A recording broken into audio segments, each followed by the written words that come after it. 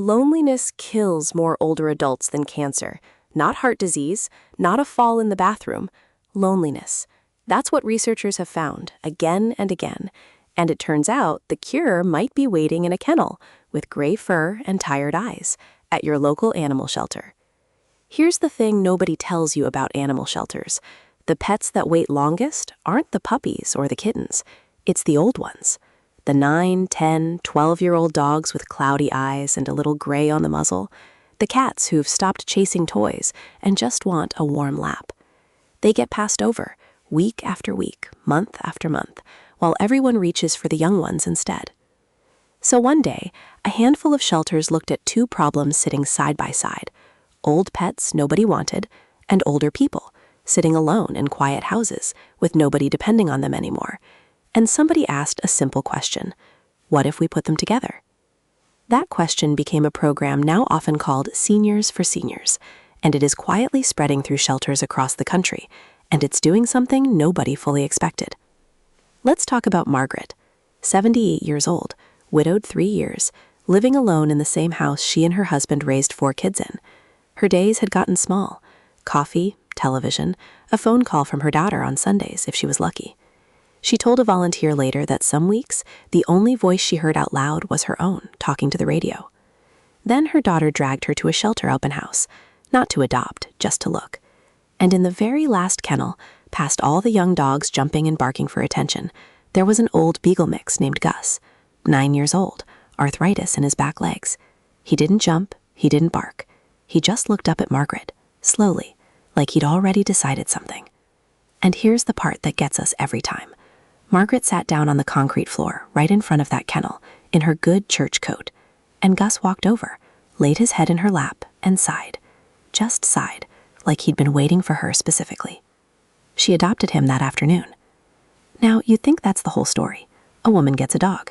Sweet, sure, but you're not going to believe what happened next, because the shelter staff started noticing something.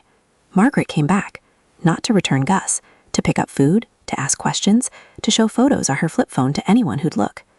She started walking Gus around the block every morning, slow and steady, both of them a little creaky, both of them clearly delighted to be moving through the world together. A neighbor told the shelter that Margaret used to keep her blinds shut all day. Now they're open every morning by 7 because Gus needs to see the birds. That's the quiet magic these programs are built on. It's not really about the pet needing rescuing.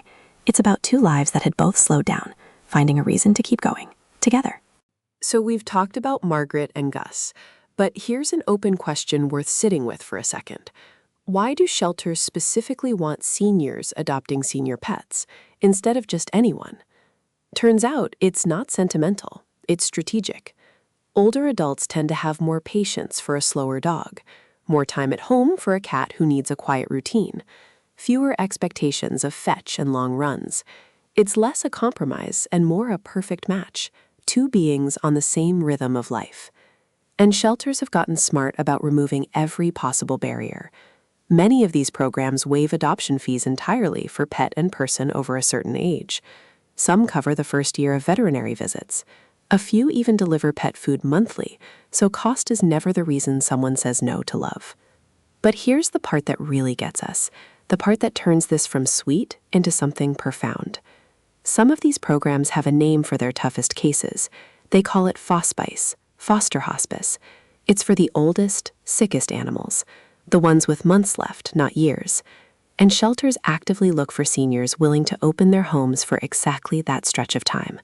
Not forever, just enough. You'd think that would be a hard sell.